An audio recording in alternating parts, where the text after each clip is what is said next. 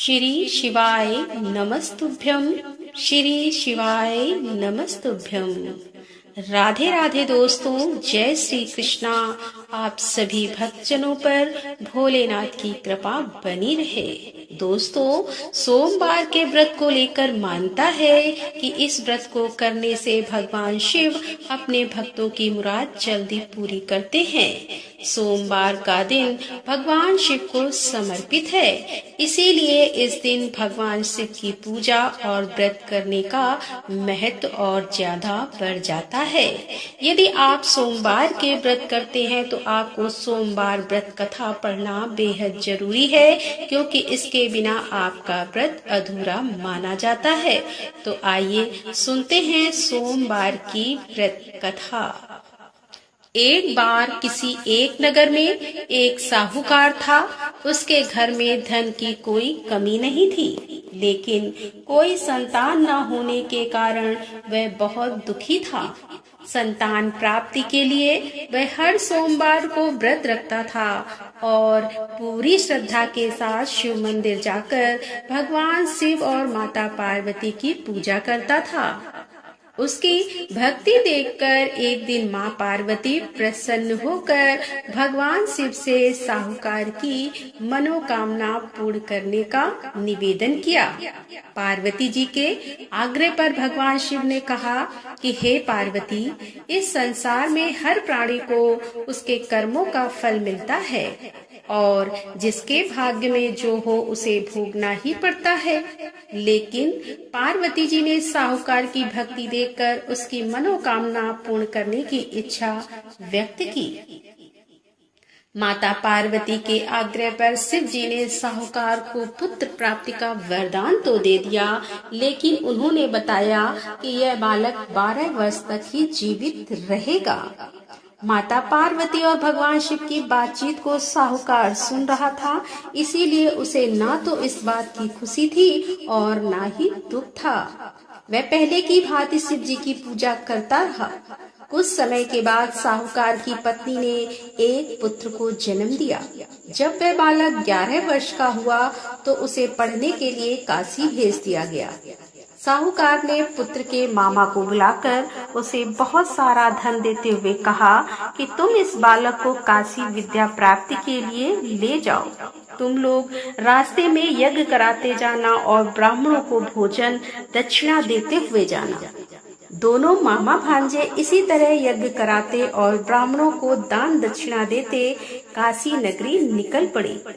इस दौरान रात में एक नगर पड़ा, जहां नगर के राजा की कन्या का विवाह था। लेकिन जिस राजकुमार से उसका विवाह होने वाला था वह एक आंख से काना था। राजकुमार के पिता ने अपने पुत्र के काना होने की बात को छुपाने के लिए सोचा, क्योंकि ना उसने साहूकार के पुत्र को दूल्हा बनाकर राजकुमारी से विवाह करा दूं, विवाह के बाद इसको धन देकर विदा कर दूंगा और राजकुमारी को अपने नगर ले जाऊंगा।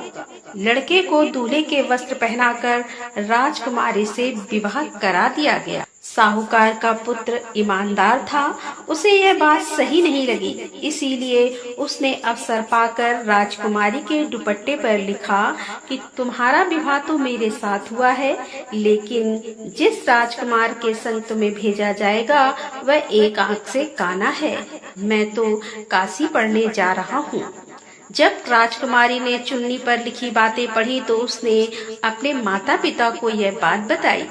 राजा ने अपनी पुत्री को विदा नहीं किया, फिर बारात वापस चली गई। दूसरी ओर साहूकार का लड़का और उसका मामा काशी पहुँचे और वहां जाकर उन्होंने यज्ञ किया। जिस दिन लड़का 12 साल का हुआ उस दिन भी यज्ञ का आयोजन था।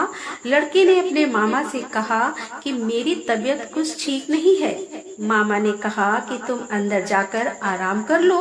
शिव जी के वरदान के अनुसार कुछ ही देर में उस बालक के प्राण निकल गए।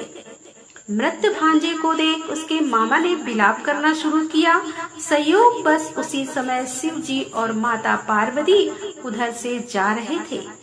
पार्वती माता ने भोलेनाथ से कहा कि स्वामी, मुझे इसके रोने के स्वर सहन नहीं हो पा रहे हैं। इस व्यक्ति के कष्ट को अवश्य दूर करे। जब शिव जी मृत बालक के समीप गए तो वह बोले कि यह उसी साहूकार का पुत्र है जिसे मैंने 12 वर्ष की आयु का वरदान दिया था। अब इसकी आयु पूरी हो चुकी है। लेकिन म्रात भाव से विभोर माता पार्वती ने कहा कि हे महादेव, आप इस बालक को और आयु देने की कृपा करें, अन्यथा इसके वियोग में इसके माता पिता भी तड़प तड़प कर मर जाएंगे। माता पार्वती के पुनः आग्रह पर भगवान शिव ने उस लड़के को जीवित होने का वरदान दिया।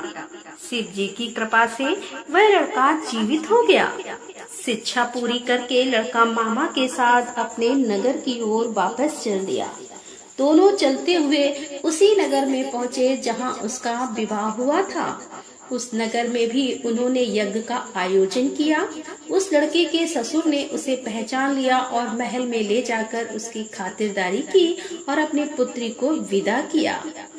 इधर साहूकार और उसकी पत्नी भूखे प्यासे रहकर बेटे की प्रतीक्षा कर रहे थे। उन्होंने प्रण कर रखा था कि यदि उन्हें अपने बेटे की मृत्यु का समाचार मिला तो वह भी प्राण त्याग देंगे। परंतु अपने बेटे के जीवित होने का समाचार पाकर वह बेहद प्रसन्न हुए। उसी रात भगवान शिव ने साहूकार के स्वप्न में आकर कहा कि हे श्रेष्ठ जी, मैंने तेरे सोमवार के व्रत करने और व्रत कथा सुनने से प्रसन्न होकर तेरे पुत्र को लंबी आयु प्रदान की है।